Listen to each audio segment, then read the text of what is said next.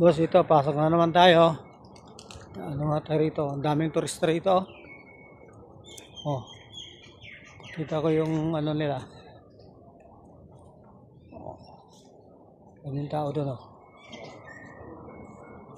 Ayan. Ano kasi ito, lugar ng mga turista to rito. Ayan. Tapos, ayan naman yung simbahan ng kapatiran nating Muslim. Mosque nila.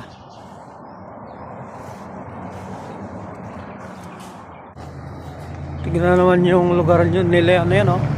Ayan, ano yan? Artificial na bundok yan, eh. Ginawa lang nilang ano. Kumbaga, inanuhan nila yan, eh. Pinataasan lang. Ginawang bundok. Ayan, oh. Bakit tayo papunta sa trabaho?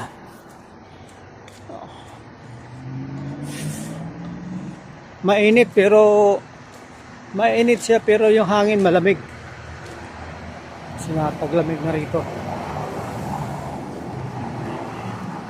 Enjoy na lang natin ang buhay natin dito sa Qatar. Ilang panahon na lang babalik na tayo sa Pilipinas. Ayan. Magandang Qatar, maganda yung lugar niya. Okay mga boss.